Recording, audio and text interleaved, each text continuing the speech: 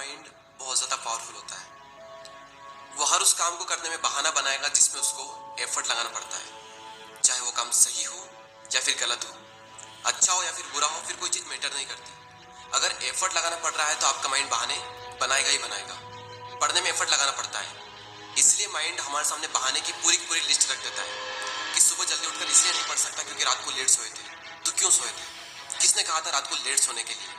और फिर जब हम दिन में पढ़ने बैठते हैं तो भूख लगने लगती है और भूखे पेट पढ़ाई होती नहीं है, तो फिर हम खाना खाते हैं और इतना खा लेते हैं कि फिर तो और पढ़ाई नहीं होती। फिर हम सोचते हैं कि पढ़ाई में तो मन लग नहीं रहा है, एक काम करता हूँ, थोड़ा सा मूड फ्रेश कर लेता हूँ, थोड़ा मोबाइल वगैरह चला लेता हूँ, और मूड फ्रेश होने की बजाय मूड और ज़्यादा खराब हो जाता है जब पता चलता है कि हमारा काफ़ी ज़्यादा टाइम वेस्ट हो चुका है सोशल मीडिया चलाने में। माइंड के पास में जब भी चॉइस होती है कि या तो वो काम करो जो अभी इसी वक्त तुम्हारे लिए सबसे ज़्यादा ज़रूरी है, या फिर वो काम करो जिसमें तुम्हें मज़ा आता है, तो माइंड वही करेगा जिसमें उसको मज़ा आता है।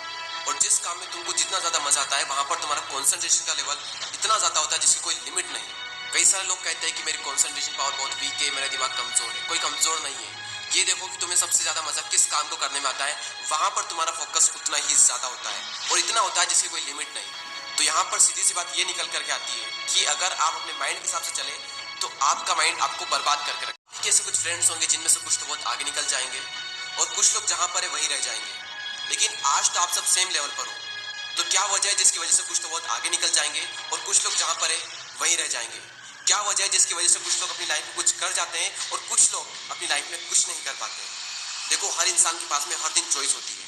चूज भी आप ही को करना होता है कि या तो वो काम कर लो जो आपके लिए बहुत ज़्यादा ज़रूरी है, या फिर वो काम कर लो जो कि ज़रूरी तो नहीं है लेकिन जिसमें मज़ा आता है।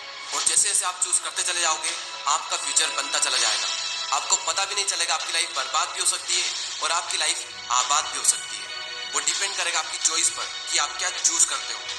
एक बात हमेशा याद रखना कि अगर आप लाइफ में कुछ करना चाहते हो तो आपको रास्ता मिल ही जाएगा, लेकिन अगर आप कुछ नहीं करना चाहते हो तो आपको बहाना मिल ही जाएगा।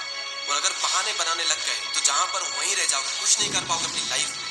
इसलिए बहाने मत बनाओ। एक दिन में तुम जितना काम कर सकते हो उतना काम कर डालो। अपने आप को ये बात समझाओ कि मैं उन चीज़ों से इतना दूर भाग रहा हूँ जिसपे मेरा पूरा का पूरा फ्यूचर डिपेंड करता है। और मैं भाग क्यों रहा हूँ? सिर्फ मेंटल पेस से बचने के लिए, जबकि ये बात तो मुझे पहले से ही पता है कि बिना संघर्ष के इंसान मजबूत नहीं बन सकता।